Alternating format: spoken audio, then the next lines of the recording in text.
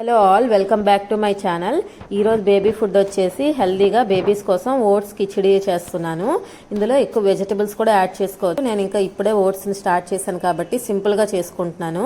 బేబీస్కి రాగి ఓట్స్ మంచి complementary food అండి. పిల్లలకి 6 months దాటాక ఇలాంటి ఫుడ్స్ మనం ఇంట్రడ్యూస్ చేస్తూ ఉండాలి. చాలామంది ఓట్స్ వల్ల బేబీస్ వెయిట్ లాస్ అవుతారేమో అనుకుంటారు, కానీ అదే ఒక మిస్కన్సెప్షన్ అండి. అలా ఏం ఉండదు అసలు.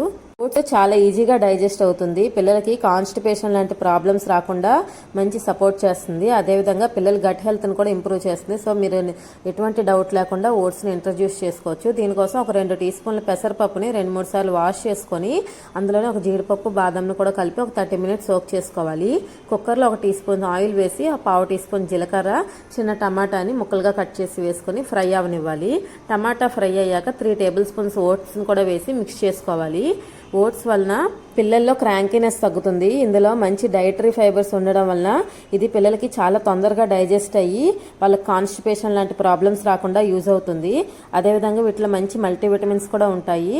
ఓట్స్, టమాటా బాగా ఫ్రై అయ్యాక ఇందులో మనం నానబెట్టి ఉంచుకున్నాం కదా పెసరపప్పు, జీడిపప్పు, బాదం, అది బాదంకి పీల్ ఆఫ్ చేసి అంతా మిక్చర్ మొత్తం ఇందులో వేసుకోవాలి. బాదం అయితే మేము ఎక్కువ టైం నానపెట్టుకునేదే, మాకోసం నానపెట్టుకునేదే. ఇందులో ఒకటి వేసేసాను నేను.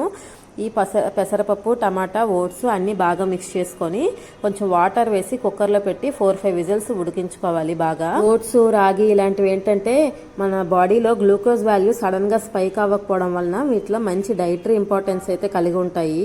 కంపల్సరీ రాగి, ఓట్స్ మీ పిల్లలకైతే అలవాటు చేయండి. కానీ ఫస్ట్ స్టార్ట్ చేసేటప్పుడు ఎక్కువ మిక్స్ చేసేయకుండా కొంచెం సింపుల్గా ట్రై చేయండి. కొంచెం వాళ్ళు అలవాటు పడ్డాక 2-3 రకాలు కలిపి అయితే పెట్టవచ్చు.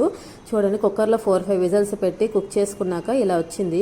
మొత్తం బాగా మెత్తగా ఉడికింది, కానీ ఎక్కడైనా ముద్దగా ఉంటుందేమో అని చెప్పి నేను ఇలా మ్యాషర్తో మ్యాష్ చేసుకుంటున్నాను. జీడిపప్పు, బాదం బాగా బాయిల్ అయ్యాయో లేదో చూసుకోండి, లేదంటే కొంచెం చేత్తో నేను స్మాష్ చేసి పెట్టండి. ఇది ఓట్స్ లాంటి ఐటమ్స్ కొంచెం గోరువెచ్చగా ఉన్నప్పుడే పిల్లలకి పెడితే వాళ్ళు బాగా ఎంజాయ్ చేస్తారు. ఫీడ్ చేసేటప్పుడు మాత్రం కొంచెం నెయ్యిని అయితే యాడ్ చేసుకోండి. నెయ్యి వేసి కొంచెం గోరువెచ్చగా ఉన్నప్పుడు పిల్లలకి ఫీడ్ చేస్తే చాలా ఇష్టంగా తింటారు, కడుపు నిండా తింటారు. పిల్లల్లో క్రాంకీనెస్ తగ్గి కొంచెం హాయిగా పడుకుంటారనమాట. ఈ వీడియో మీకు యూజ్ అయితే ప్లీజ్ లైక్ చేయండి. అలాగే మరిన్ని వీడియోస్ కోసం సబ్స్క్రైబ్ చేసుకోండి. Thank you.